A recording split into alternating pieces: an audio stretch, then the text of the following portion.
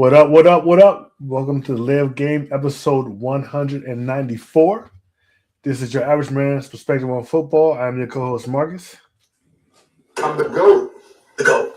I'm the greatest of all time. Really? Yeah, undisputed. Undisputed. Next up, we got Herman. Say what up, Herman. Hey. You are a hater. Brian should be joining us shortly.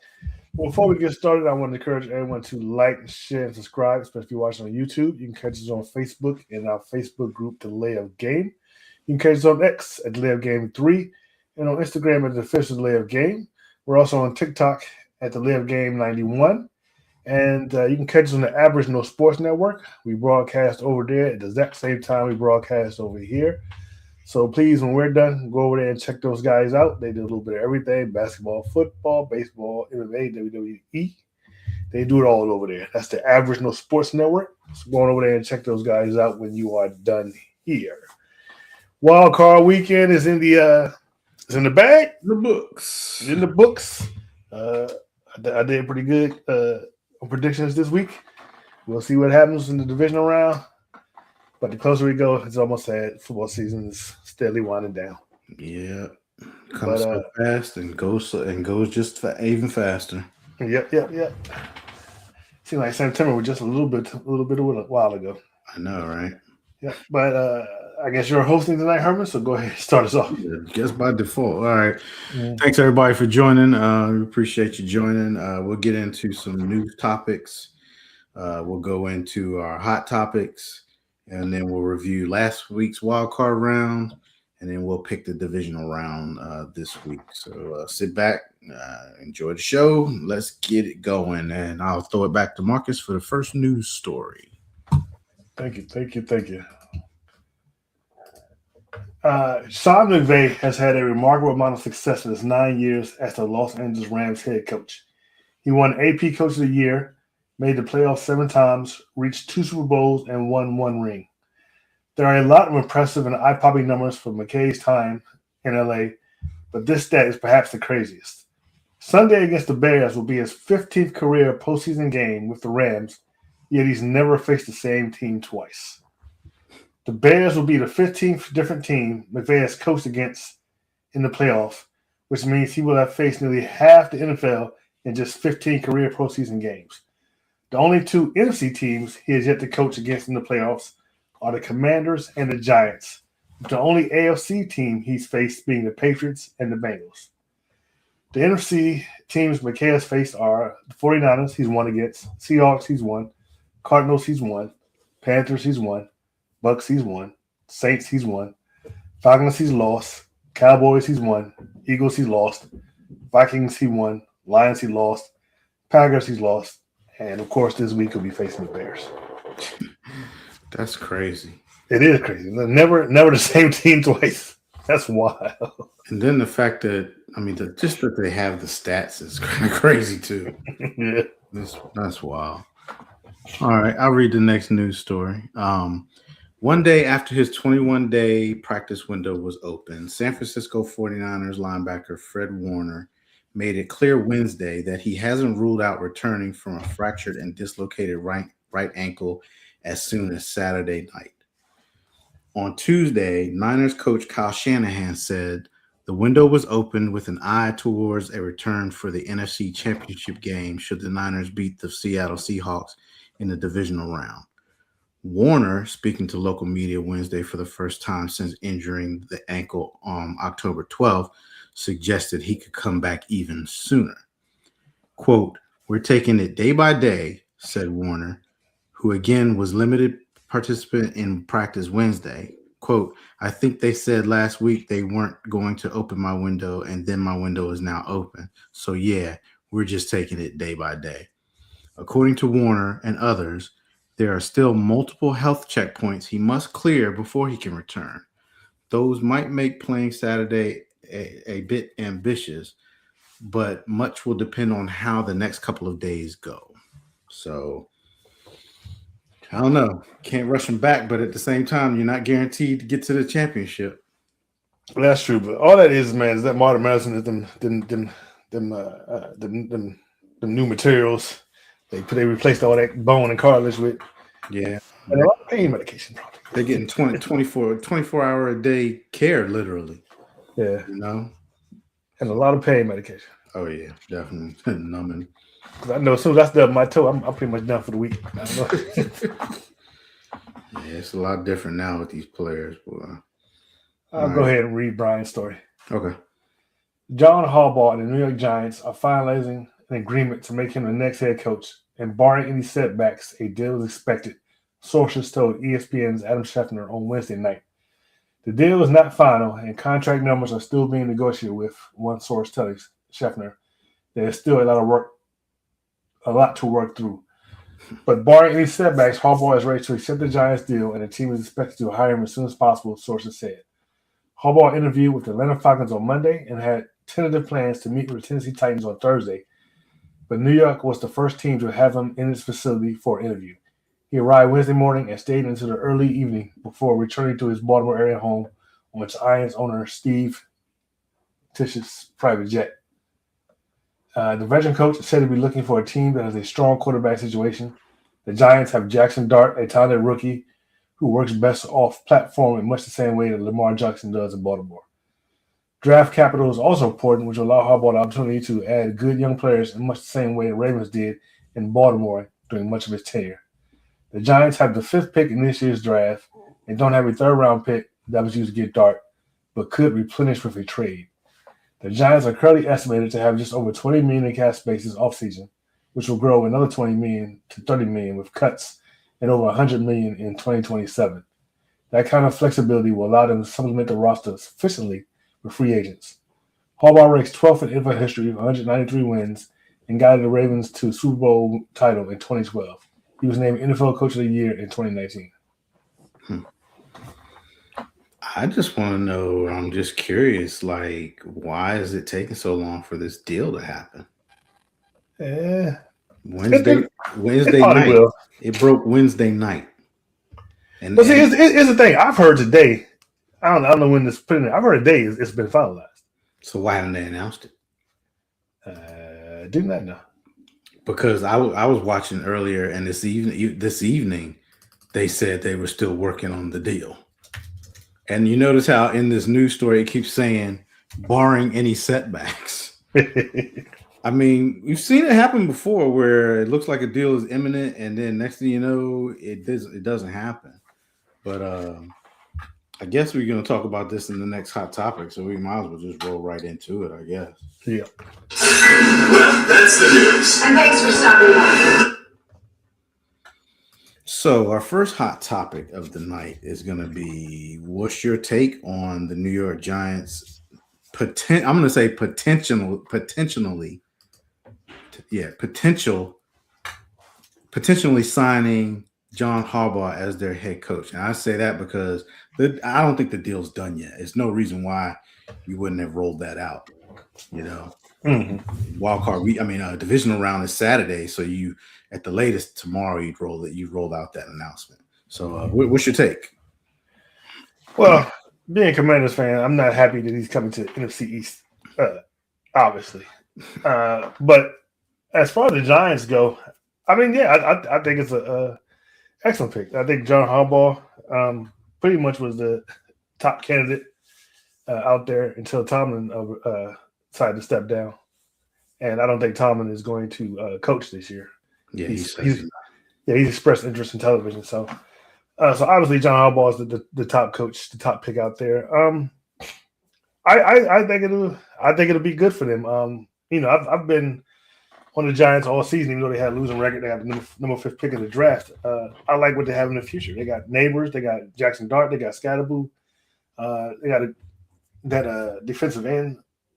They got from Georgia or Alabama. I forget his name.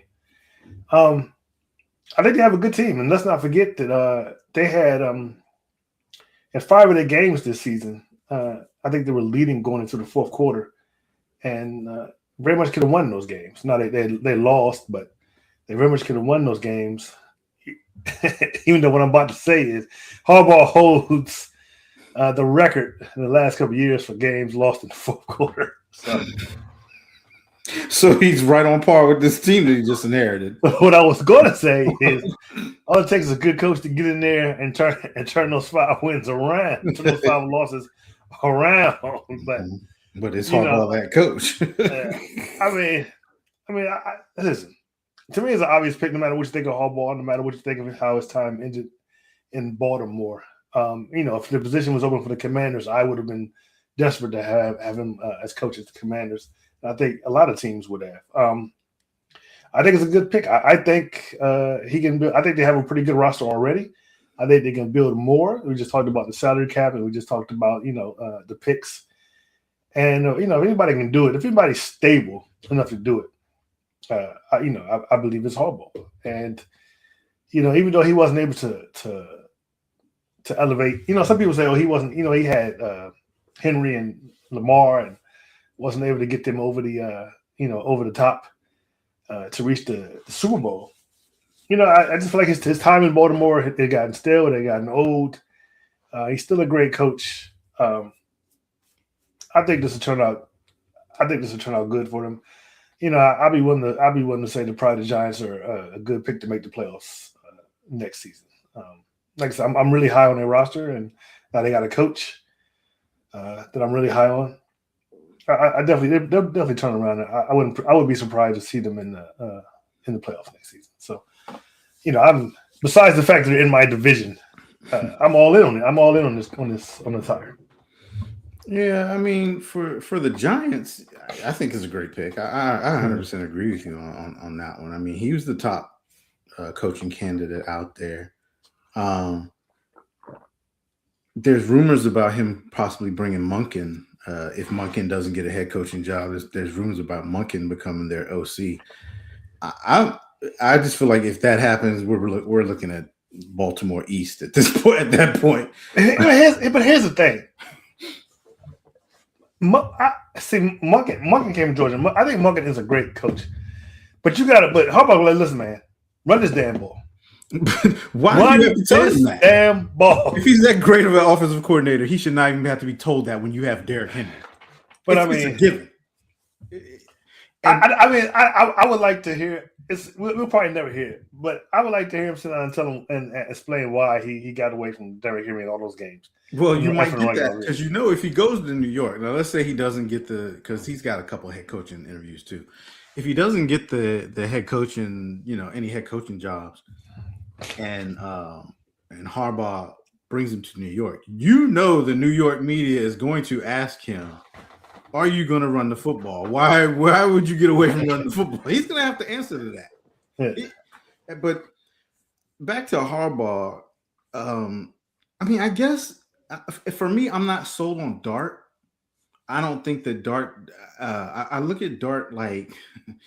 He's no Lamar. He's definitely no Lamar, and Harbaugh only won one.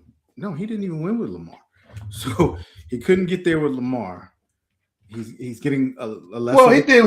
He did win. He didn't win the Super Bowl with Lamar, but he did win with Lamar. He got to AFC Championship. But he didn't win the Super Bowl. Everything else is a participation trophy. I always say anyway. But I'm not sold on Dart. Like Dart, and this is gonna be a little. He's like, to me, like a Johnny Manziel, Baker Mayfield, early career Baker Mayfield, when he was that Baker Mayfield. The current Baker Mayfield, no, he's a matured Mayfield now. Mature. I'm not sold on Dart because, for one, he doesn't know how to protect himself. It's not going to change. He's too much of a competitor. That's what they say. It's the competitor in him. He's going to go out there and you'll be lucky if you're going to get him for 17 games for the season because he's going to do something dumb. He's not going to slide. He's going to get himself hurt. So that's the one thing that would worry me about Dart from if I was Harbaugh. Secondly, and he's choosing this, so I guess he's marrying this quarterback. We always talk about a coach wants his quarterback, right? Yeah. But I guess he's choosing his quarterback this time. So maybe that's not the situation where you're just inheriting a quarterback because he is deciding to go there. I guess if you look at a lot of the openings, he probably would have had to have inherited a quarterback anyway, except for maybe Cleveland. I'm trying to think of those because Atlanta's got their quarterback. Well, if he went to the Steelers, I guess they would have to get a quarterback too. But, Titans have their quarterback. Titans have their quarterback. And I think the reason he didn't pick the Titans was, one, New York, of course, is a bigger market. They always kind of want the bigger market. And then two, I think he wanted to avoid being in the AFC against his brother again. I think that was probably part of his reasoning. That's a great point, Darian. And that's what I'm wondering. Like, would he go turn around and be like, well, I didn't draft him, because when you get under the gun, things change. You know what I'm saying? Yeah, but has Harbaugh ever been that guy that's throwing quarterbacks under the bus? Look, no, he stays pretty quiet. But if the thing is he's always been with. Well, at this point, he's with Lamar, and we know Lamar's the face of the Ravens. So if he had thrown him under the bus, that would have been a bad situation. But he was there with a couple of dudes. He was there with Flacco, and but he won a Super Bowl, so they were winning. But this is the thing with Dart's not proven to be the face of the franchise yet. With the Giants, like that's what they want him to be. But I still think the Giants and the Giant Nation is not 100% sold on him. So I don't know. I think the Giants Nation might be sold on the fans. I don't know if the fans are. They maybe the organization is. But I thought he looked pretty spectacular. I mean, you're 100% right. He needs to learn how to slide. And him and Scottaboo need to. But I don't see the spectacular. Play for longevity instead of playing for the. But I don't see. I don't see the spectacular. I just don't. I mean, I've seen enough of them. I got to watch. Maybe I guess I need to watch more. And then once Neighbors come back, I mean, shoot.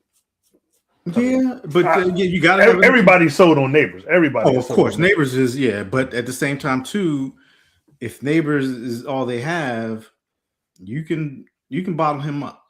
So you can shut them down. Like, I mean, if they don't have a number two or a good tight end, yeah, I'm not that worried, about how to stop Neighbors at that point. But I hate that he's coming to our Division 2. But then at the same time, I mean, he hasn't won the big one in a while, and he always loses close. But if he keeps him and Tomlin ruled that division. I don't need a coach. Yeah, but I mean, look, they ruled that division, right? Mm-hmm. But let's look at Cleveland. First, it was the Browns. We got the Browns in there, and then Cincinnati. While I'm full in on Cincinnati, I actually believe in Cincinnati, but Joe Burrow is never there for a full season. So yeah, they were always battling division between the two of them. But you come into the NFC East now, it's a whole different ball game. It just is. Mm-hmm. We know that our division is different, And McCarthy learned that when he came. I mean, he won, but and Harbaugh he's going to win, but I don't know if he's going to turn around next year. I don't know. They'll have maybe they have a winning record, but they won't win the division. I'm going to say it right now. Clip it. They will not win the division. They will have a winning record, but the NFC East is a totally different monster when it comes to battling it out for that division, and we know that. It was a great move for the Giants.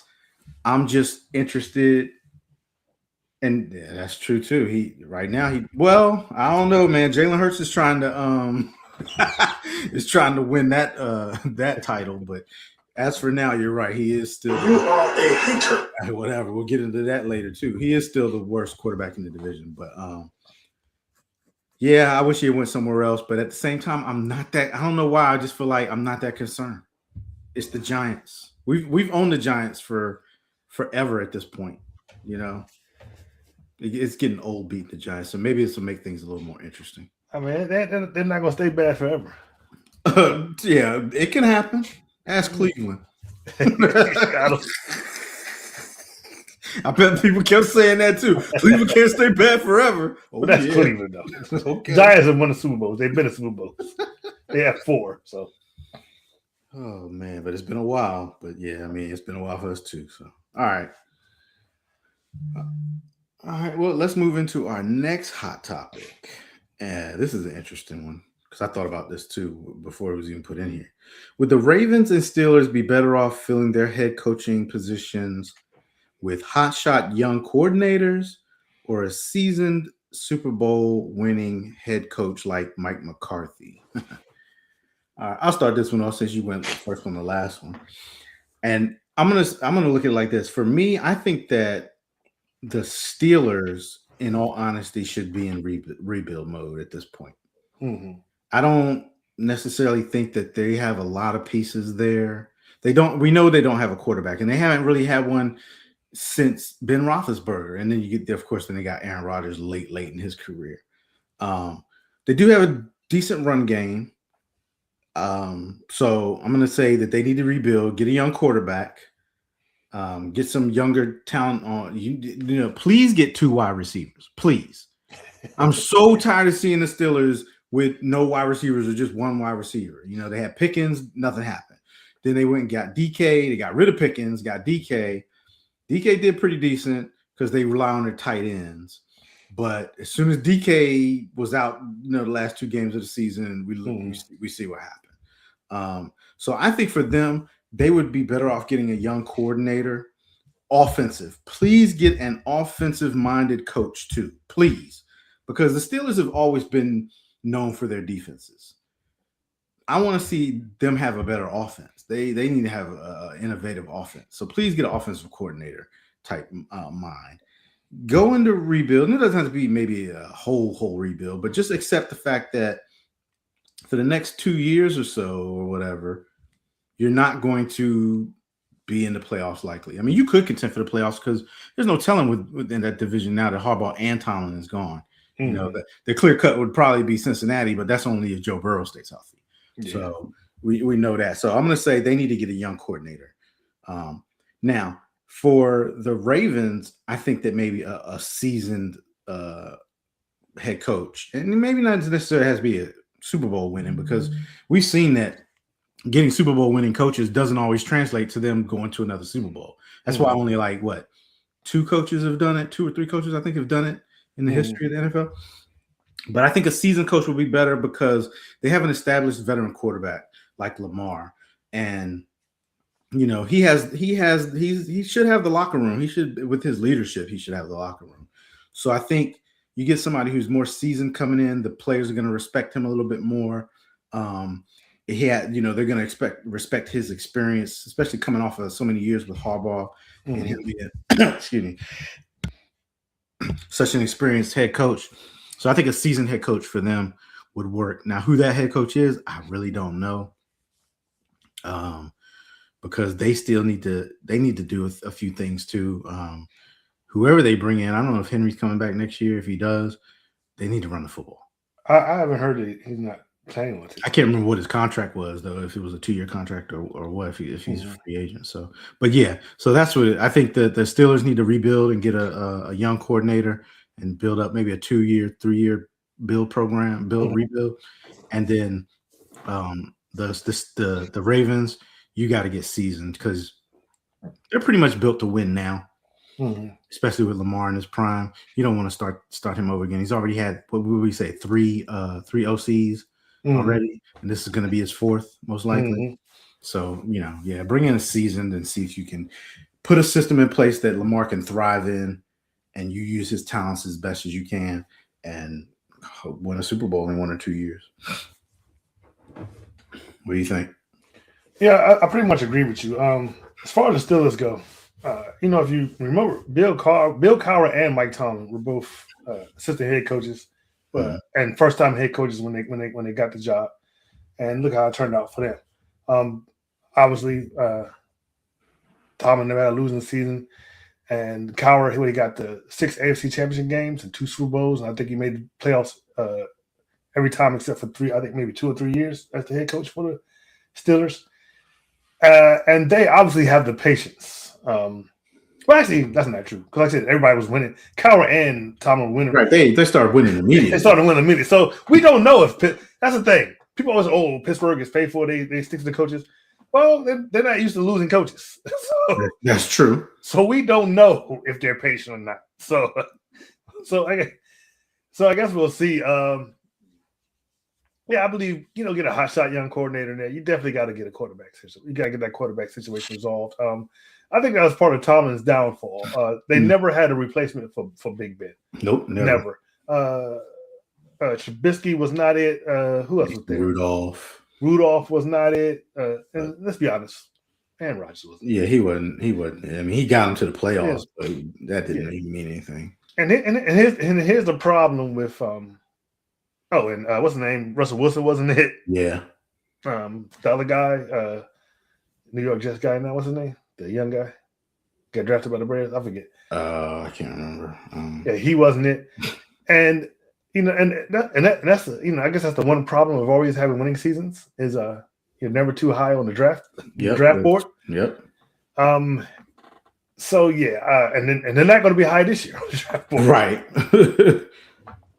So that's the first thing. Get a quarterback, and I agree with you. Get a young offensive guy in there. I think probably, as soon as Seattle is done, whether they win it all or not, people are going to be looking at Kubiak, obviously. Even though I think this is only his first season, but I think he's the hottest name out there right now for OCs. Yeah, you gotta. It's going to take a while. Rebuild. Draft good, draft well. Free agency. Got to get a quarterback, like you said. Get some wide receivers in there.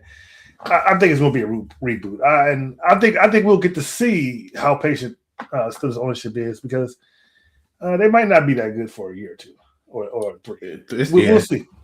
It's going to have to be if you want to do a true lasting, I think, build and that can sustain. Yeah, if you're going to bring in their coach, you're going to keep around there for plan on keeping there for 15 years anyway. Then exactly you got 3 years to rebuild.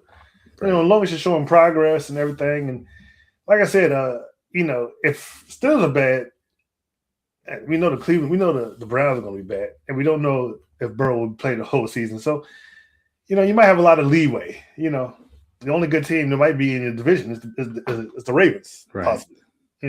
Yeah. So, yeah, just rebuild, get a young hotshot coordinator in there. As far as the Ravens, and this is why the Ravens are the best job out there, simply because you got Lamar in this prime. You already got your quarterback, right? That's one thing you can't complain about. Oh, I didn't have a quarterback. Why they get the draft? I wanted. It's Lamar in this prime, two-time MVP. Figure out how to use them. So, figure out how to use them. Yeah. And I think it should probably be a seasoned coach. Like I said, I looked this up. Really, the only Super Bowl winning head coach out there that's available really is McCarthy. The only one out there, I think the other one that might be available is Pete Carroll and Bill Belichick. And that's enough. Yeah. Belichick already said he's not coming back, right? I think. Yeah. So here's a crazy pick. Because right now the Bears and LaFleur have not come to terms on his contract extension. I think Matt LaFleur to the Packers. To the Ravens would be a great pick. But remember, it's an extension. He still has a year on his contract. It's not. It's an extension. He's not a free agent. He still has a year on his contract. Oh, really? Yeah. The way they were talking, I don't know. I wasn't paying good enough attention. But they were talking like, if they don't come to an extension, well, he might leave. Nah, well, that would be next year. He's still under contract for one more year. They don't like to do the lame duck, the lame duck thing. Because if he wasn't under contract, he would be interviewing. Teams would be interviewing him. He would, and I'm sure he would at least test the market because that's kind of what you do, But so maybe they make a trade. That we've seen that happen before, where they don't technically trade the coaches, but they make a trade. So yeah. So I don't. Besides McCarthy, I don't know who else because, I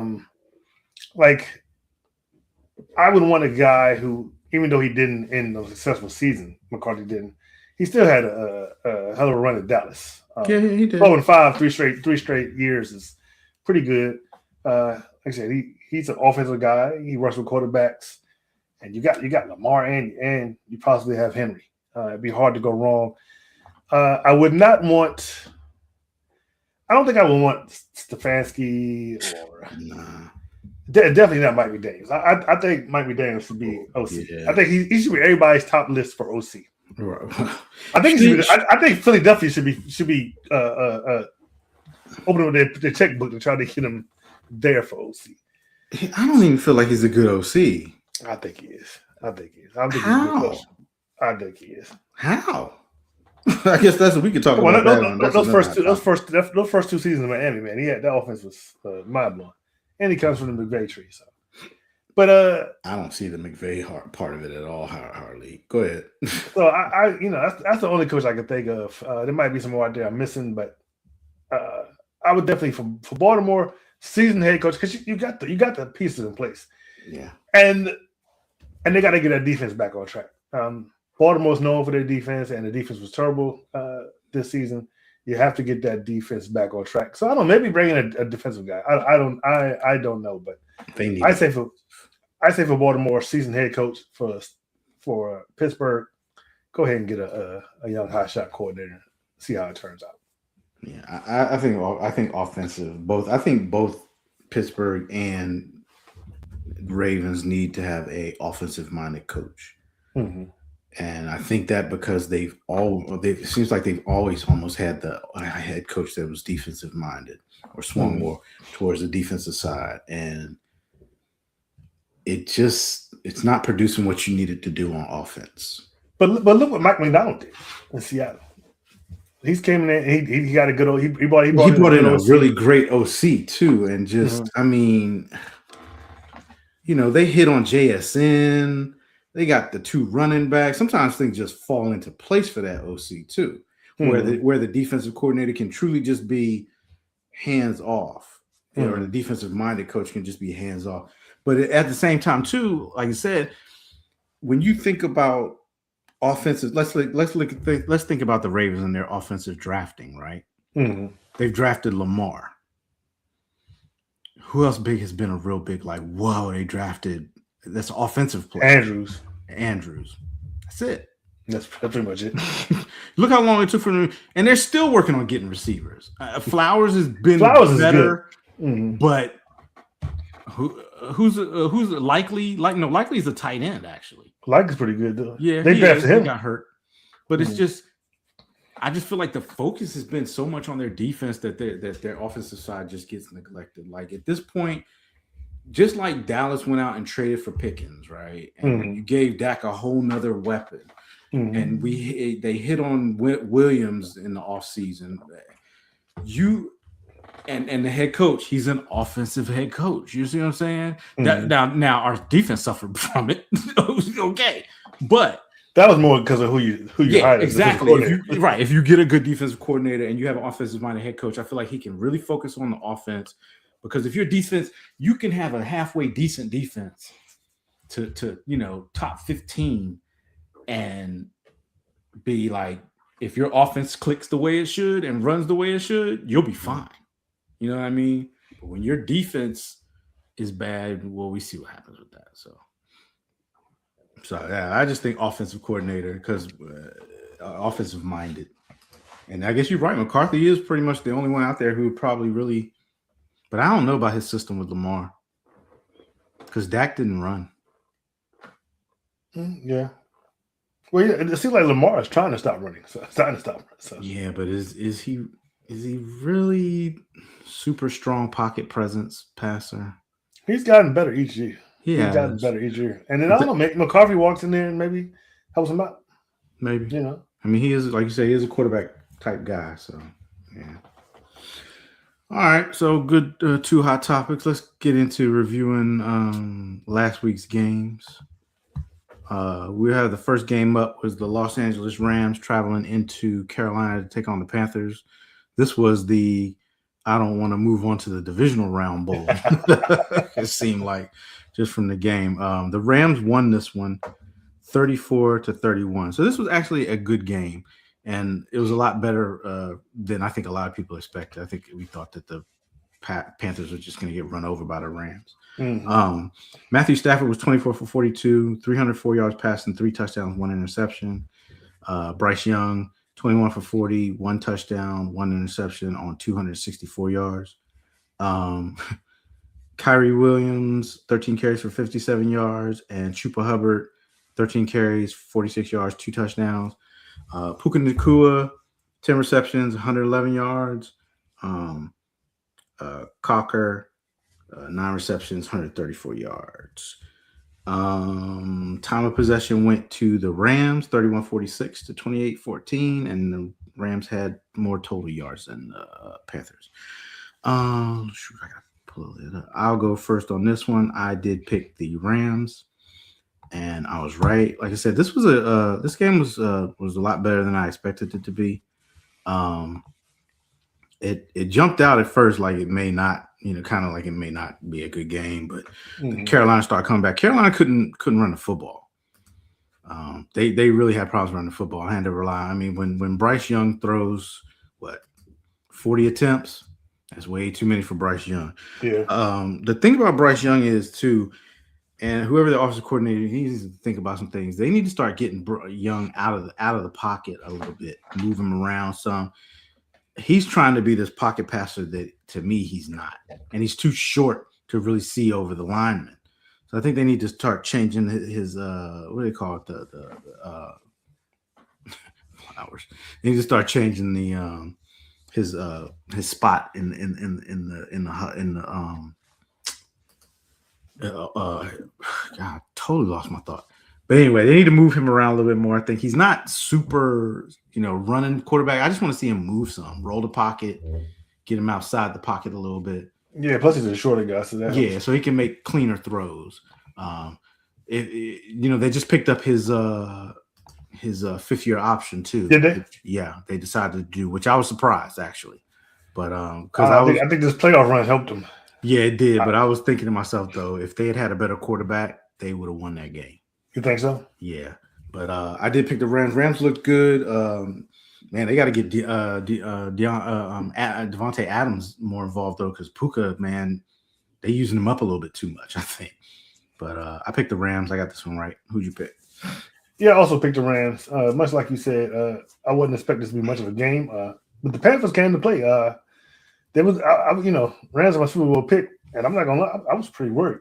I was like, oh, the Panthers are gonna knock these guys. I was like, what's going on here?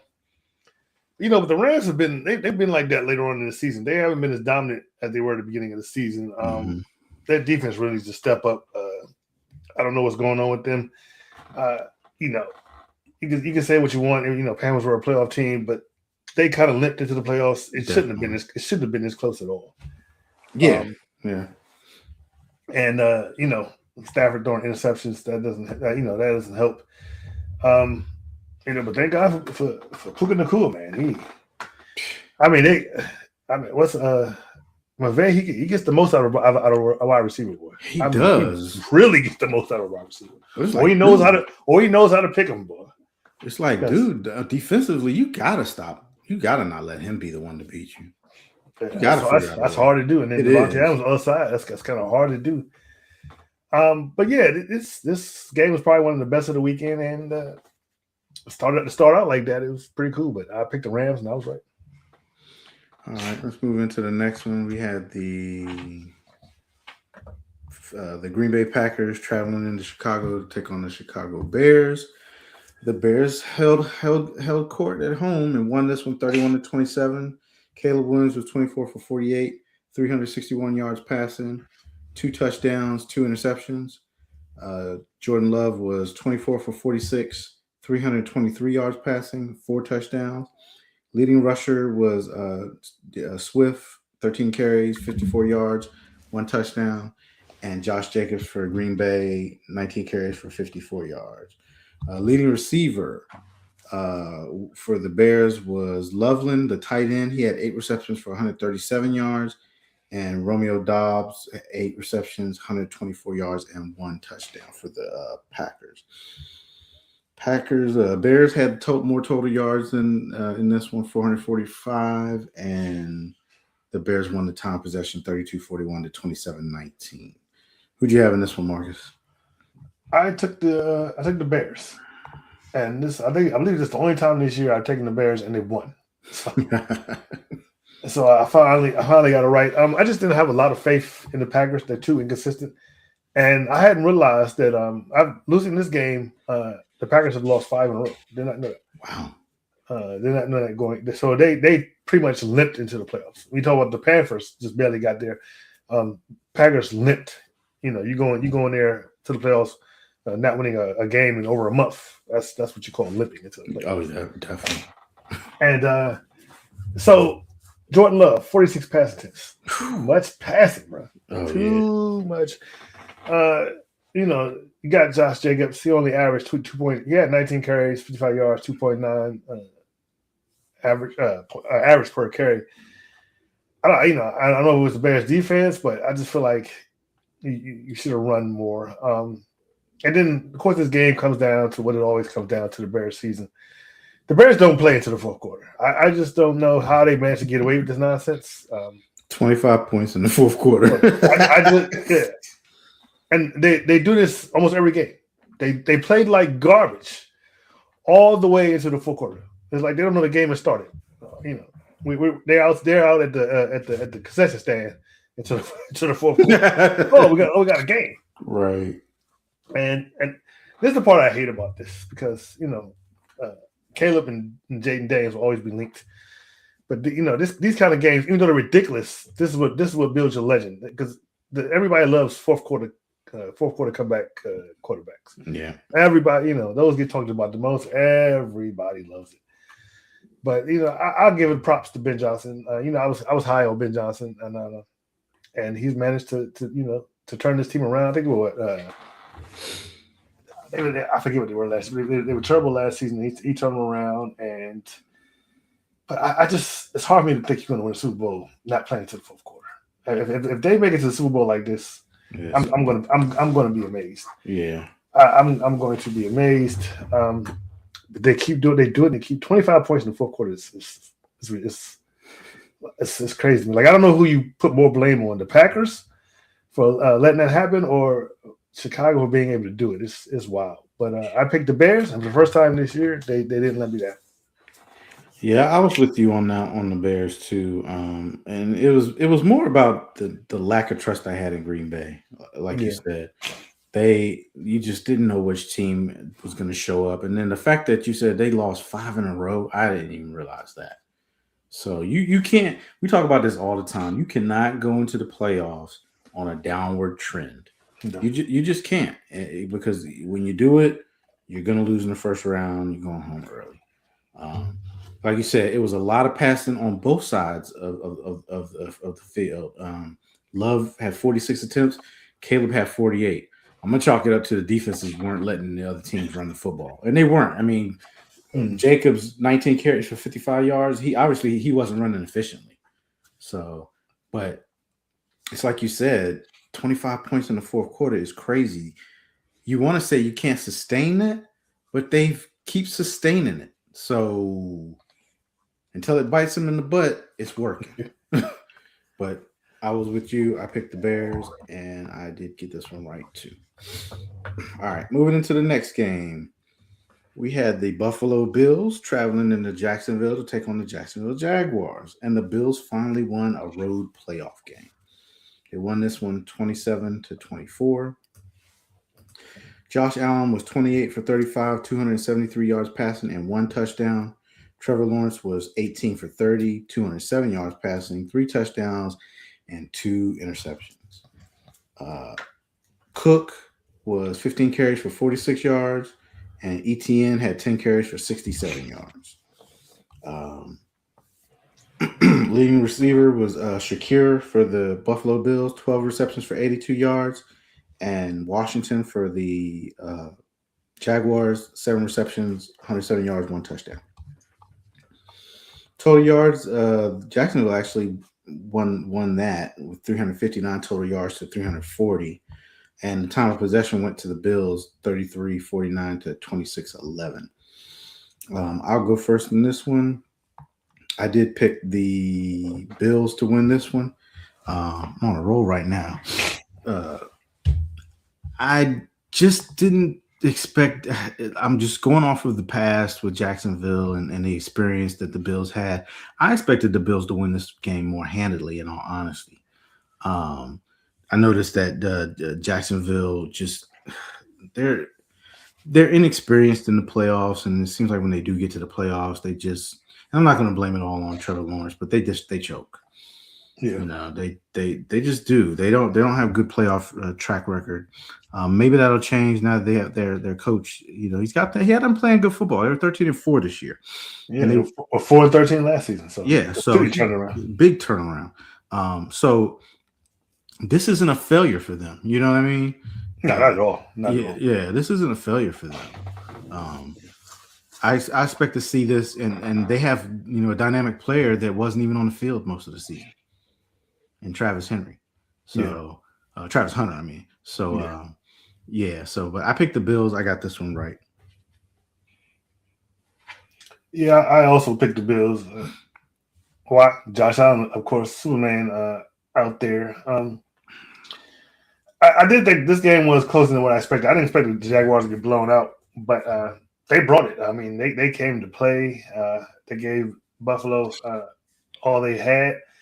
It was two particular plays that stood out for me, man. That when they did that tush push, and Josh Allen just kept going towards the end zone.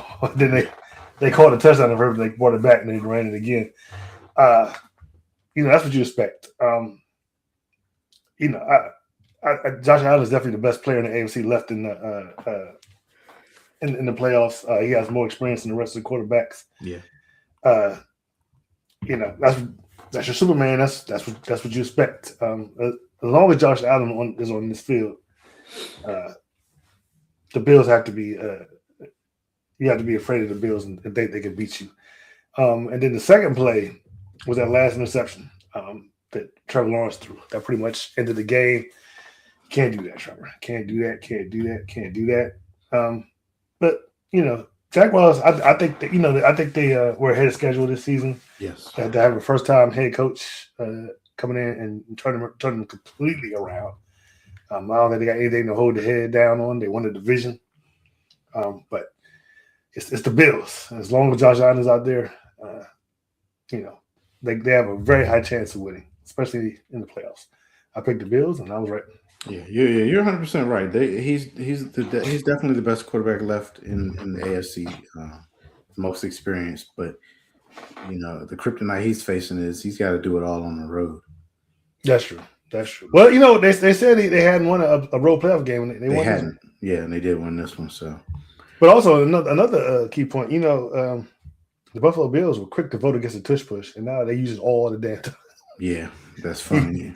That's funny. Yeah. Oh no, we vote against it, but we're going to use it to win. You're right. It'll be gone next year, hopefully, so we don't have to worry about it no more. I think that's why the Eagles trying to stop using this so much. So it would die down and maybe people won't think about it. But no, that needs to go away next year. Plus, they started to get bad at it too. Yeah, it didn't start to work it stopped working every time. Yeah. All right. And speaking of the Eagles, let's move into this next game. Woohoo! San Francisco 49ers went on the road and beat the Eagles at home 23-19. Oh, poor Eagles. Cry, Eagles, cry. You are a hater. Yep. 18 for 30. Brock Purdy was 18 for 31, 261 yards passing, 2 touchdowns, and 2 interceptions. On the flip side, Jalen Hurts was right at where his average usually is, 20 for 35, 168 yards passing, 1 touchdown.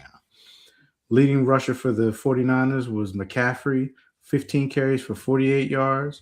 Flip side, Saquon Barkley, 26 carries, 106 yards.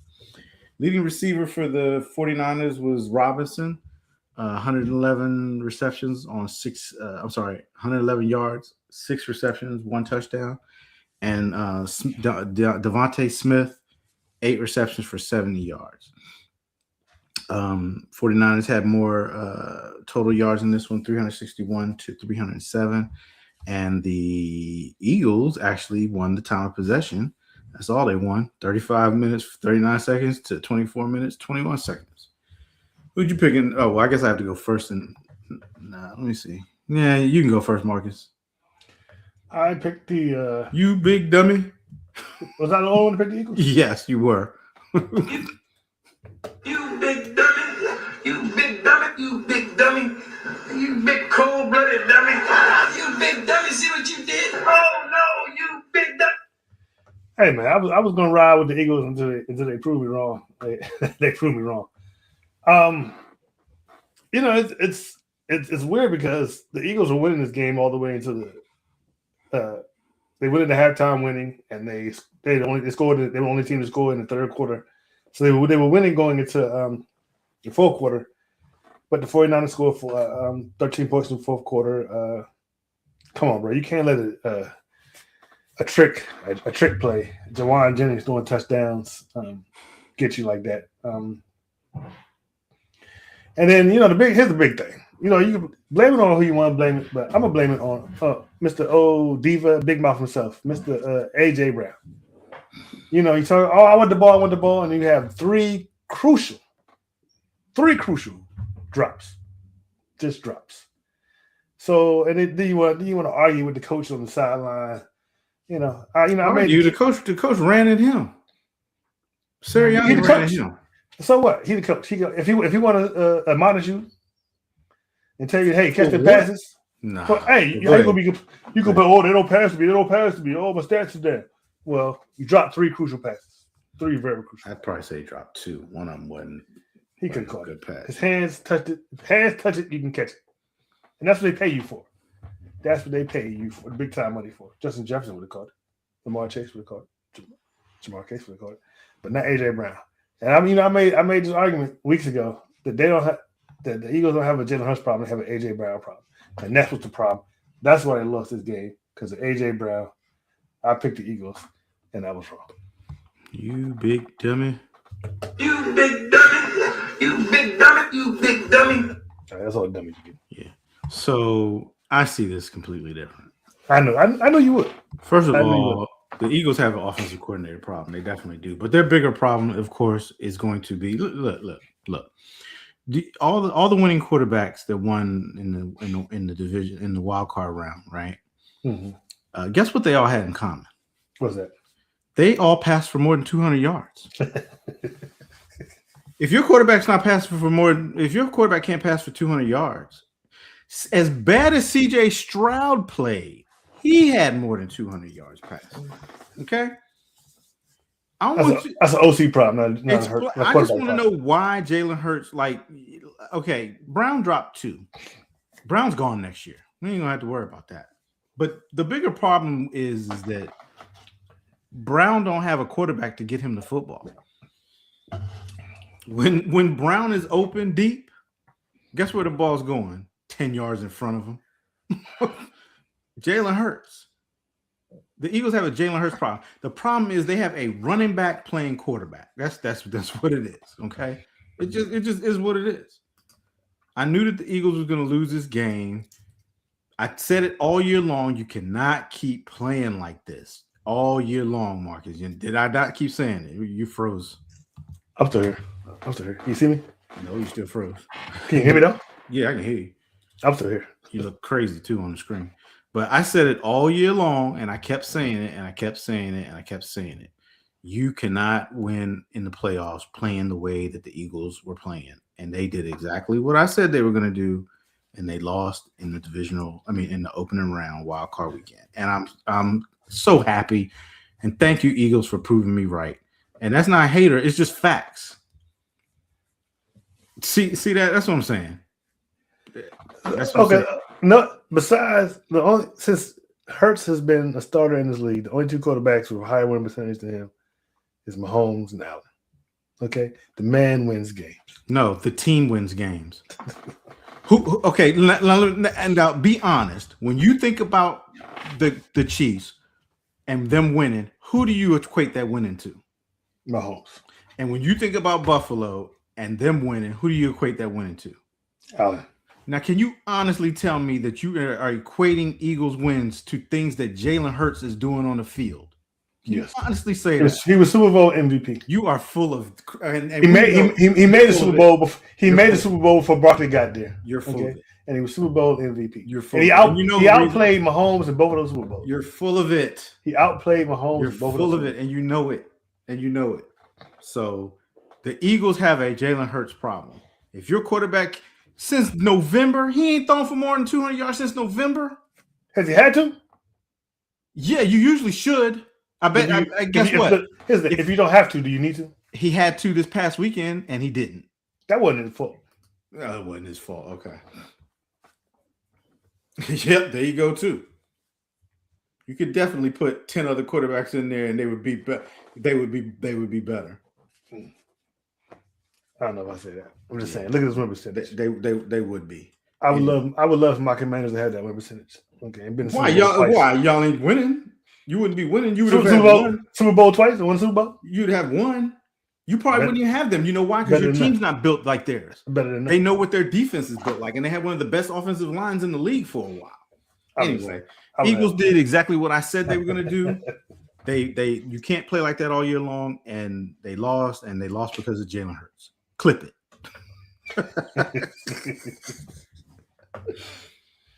All right, let's move on to the next game. This one was, I was so disappointed in the Chargers because I had been riding for them, before the season started and trying to during the season. But the Chargers went into New England and lost 16-3.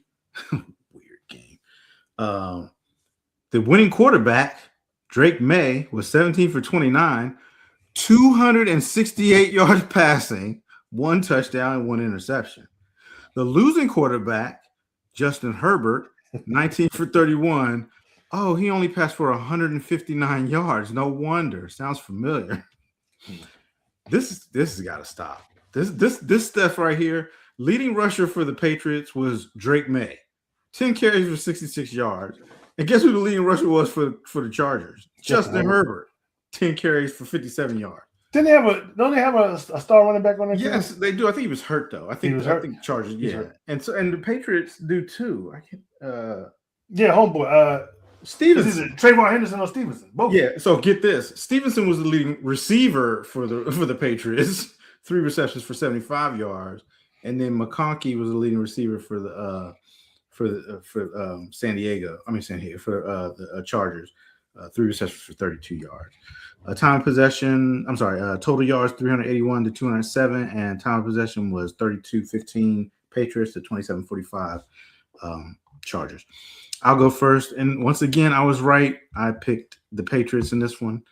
I had been sleeping on the Patriots all year, in all honesty. I wasn't all that sold on them, but towards the end of the season, yeah, I started to see that I needed to stop picking against the Patriots. This is going to be a tougher task coming this week, I believe. Who they play? Houston. Yeah. I think they play defense. Yeah. But once again, Justin Herbert, he didn't really perform as well as he probably should have in the playoffs.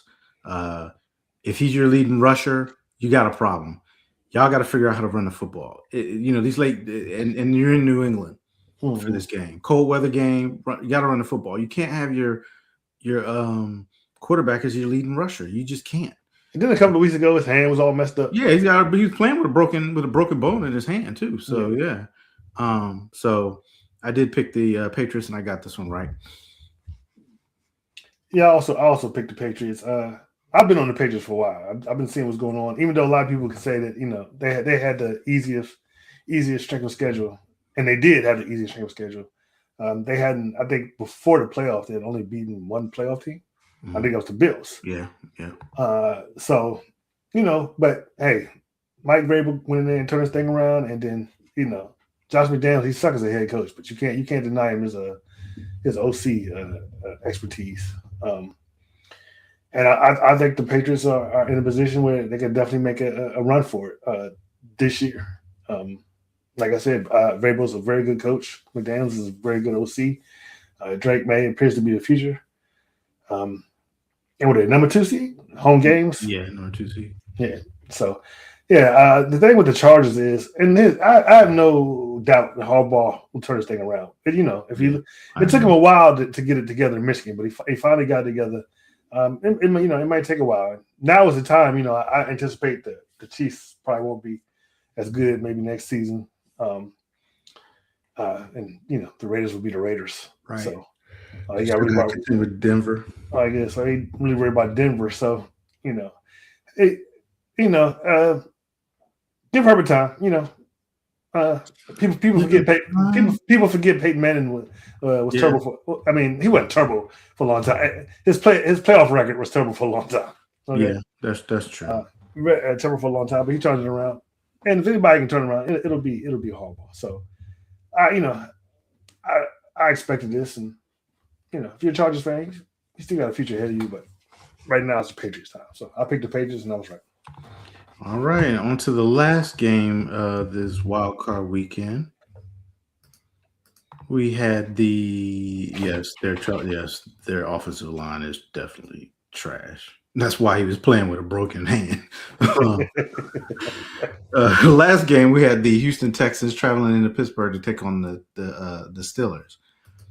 C.J. Stroud, the winning quarterback, was 21 for 32, 250 yards passing, 1 touchdown, and 1 interception.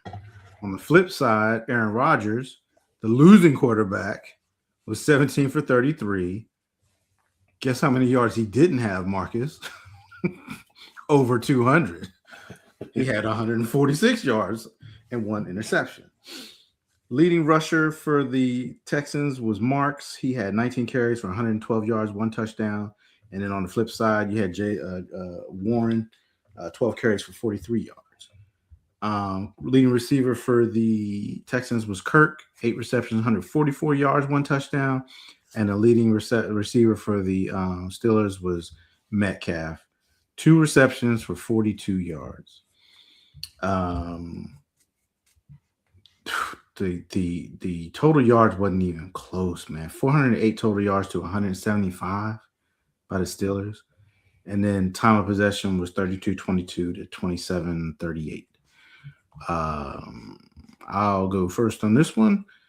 I picked the Texans. The Texans is that team that we see every year that gets hot, and you shouldn't want to play them going into the playoffs. Their defense is definitely making up for a little bit of lack in their offense. Stroud played pretty bad, but I'm not going to blame it all on Stroud because I don't know what the heck his center was doing all night long. Like, bruh, act like you've been a center before. I don't know, bro. 5 fumbles, lost 2 of them. The snaps was going all over the place. Now, yeah, the fumbles I'm gonna put on him. I'm gonna definitely put those fumbles on him. And an interception. Yeah, an interception. But man, I mean, I think it kind of got him where he's so worried about getting the snap. Yeah, he can't focus on nothing else at that point. You know what I mean? That might have been the case. Yeah. It's like, dude, center, man, you got to do better, bro. Like coming this week, he got to do better, and so does Stroud. Though he has to do better too. But that defense, man.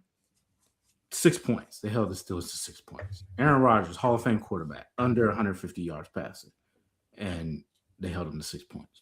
When your defense is playing like that, you can afford for your offense to lack a little bit. So, I picked the Chargers. I'm sorry, I picked the Texans, and I got this one right. You also picked the Texans. We know the Steelers. They limped into the playoffs. I don't think anybody was scared of the Steelers, and definitely not Houston with the defense they have. But like we just said, Houston, your offense, you got to do much better going forward. Got to do much better. You can't, your defense saved you. Your defense saved you. Great defense. That's the only thing that's going to save you if you keep playing like that. But that's why I picked them because I had much faith in the defense and no faith in the Steelers at all. And the score showed that 30-6. And let's not act like this was Aaron Rodgers in his prime. Oh, yeah.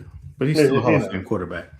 Huh? He's still a Hall of Fame quarterback. Yeah. You can't deny that, but this isn't him in his prime, and I don't think he had a chance against Houston's defense. So pretty much ended how I expected to end, and picked the Texans, and I was right.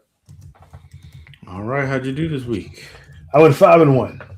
I went 6-0. Damn. So now I'm currently above 500 for the season. I need to stick. That's great. All right. Let's get into the divisional round games this week. First game up on the slate, we got the Buffalo Bills going into Denver to take on the Broncos. The Bills are 1.5-point favorites. Disrespect the first seed, the number 1 seed in the AFC. Why don't you? They can't even get the 3-point favorite at home. Wow. The predictor sees this as a toss-up. It likes the Bills 50.3% of the time. I'll go first in this one. I'm going Broncos. I just the Bills didn't impress me enough against the Jaguars to go on the road to Denver and beat the Broncos. I know Josh Allen is the Superman, but Superman's a little banged up right now. He's been hitting kryptonite walls a little bit. And I just think that the Sean Payton's gonna have that team ready to play. So give me the Broncos. Who you got? And I am taking the Bills. Of course, it's Josh Allen, Superman. That's all that need to be said. I understand why. They're not predicting the highest, only 50.3%, but that's the reason why, because it's Josh Allen. That's why Broncos have a 3-point home field advantage. No, Because Josh Allen. They don't have it. Yeah, they don't have it because they're facing Josh Allen. So I'm definitely picking the Bills. All right. Moving on to the next game, we have the 49ers traveling into Seattle to take on the Seahawks. This is the third matchup. This is the rubber match, they call it. They split in the regular season, playing each other. The Seahawks are actually 7.5-point favorite. That is a large spread for the Seahawks. That's got to change, I would think. But the Seahawks are 7.5-point favorites. The predictor likes the Seahawks 60% of the time. So, Marcus, who you got in this one? This one is a hard one. I feel like I shouldn't pick who I'm going to pick, but this is a helpful stat. Every time Kyle Shanahan has made the playoffs with the 49ers, he's went to the Super Bowl. I'm picking the 49ers. Look, this should be a good one. A lot of people didn't give the Seahawks much of a chance. The last game they played, where it was for the number 1 seed, I gave them a chance. I believed in the Seahawks. I'm going with the Seahawks. Their offense is too good right now for the 49ers defense. And I think that the Seahawks defense is good enough to slow down the 49ers offense. So I'm going with the Seahawks. All right. Moving on to the next game. We have the Los Angeles Rams going into Chicago to take on the Bears. Rams are 3.5-point favorites in this one, and the predictor likes the Rams 62% of the time. I'll go first on this one. My gut is telling me to pick the Bears. But like you pointed out, you can't just keep playing in the fourth quarter. And against the Rams, I just don't think you can do it. I'm going to go with the road team. Give me the Rams. So it's going to be very, very cold at this game. I think on the field, it's going to be below zero. Mm-hmm. The Rams don't fare so well in cold weather games. But that being said, Rams are my Super Bowl pick, and I'm riding them until they lose. I'm going with the Rams. All right. And the last game of the divisional round, we have the Texans traveling into New England to take on the Patriots. The Patriots are 3-point favorites in this one, but the predictor only likes the Patriots at 52% of the time. So that's kind of pretty much a toss-up. Because of their defense. Yeah. So I'll let you start this one off, Marcus. Who you got? I hate picking against the Texans. I like the coach. I like the quarterback. But the Texans, they have yet to win a divisional round since C.J. Stroud and the coach have been there. And I don't think they're going to win this one. I'm going to pick the Patriots. Look, the Texans are the hot team right now. The Patriots only scored 16 points against the Chargers. With the Texans defense coming in there, I'm going with the Texans. They're the hot team. This might be that Cinderella story that we haven't seen in a while, where you get this one team that gets hot and gets on a roll, and they're on that roll, man. They are playing. That defense is playing. If Stroud can hold on to the football, not have the dumb turnovers, and if the center can snap the ball right where Stroud's not worried about where the ball's going to be at the snap, I think the Texans are going to pull out the upset. So give me the Texans. Well, the Texans haven't lost, I think, since November 2nd. So. Yeah, that's so. If you want, like you said, if the team is going in the playoffs hot, it's definitely down. So, all right. So that's our picks for this week. That comes to the end of the show. Final thoughts. I noticed this weekend during the wild card, coaches act like they just don't have punters, man, or field goal kickers. Now I can get a little bit of reluctancy with some of the field goal kickers because I see what some of these field goal kickers are doing. They're kicking bad. But the thing about this going forward on fourth down stuff now, it's magnified in the playoffs. I think that if you don't get it, it's more magnified than it is if you get it, in my opinion. So my final thought is some of these coaches got into the wild card round, man. They start playing a little desperate, almost like I call it Madden ball, where you just going for it all the time. It's okay to punt and play defense, especially when the other offense is struggling. Play the field position game. I think it was the Bills game did it a couple times, and I forget what other game it was. I got to start writing notes down when I watch these games so I can come back and talk about it because I'll be forgetting some of the stuff. But my final thought is it's okay to punt. You got a final thought, Marcus? You take it. Yes, I do. I got a final thought. And I just want to say one name. You're frozen. No. Can you see me, though? Yeah. Can you hear me? You good. I just want to say one name. That name is Lynn Jones. And I want to say that name because all you sports reporters who are hating Lynn Jones because she decided to big up Liam Cohen, y'all are some. You are a hater. And, it doesn't look good on you that this is an old black woman at that. And all she was doing was up there being an auntie, letting know how proud of a job she did for that proud of a job that Liam Cohen did. And for all y'all dogging her out and saying she's unprofessional, she's been in this business a lot longer than y'all have, okay? A lot longer than y'all have. So if she wants to get up there and praise Liam Cohen, and you worried about it took 30 seconds, and, it's not professional, we got a deadline, F your deadline. You was going to say ask the same dumb questions you always ask. Or how's it feel to lose? Or blah, blah, blah, blah, blah, blah. I bet you he enjoyed her interaction with her much more than he enjoyed any interaction with any of you babblers. So I'm giving big ups to Lynn Jones. Keep doing what you're doing. And if you want to go up there and say what you want to say and give praise to the coach, you do that. And that's my final thought.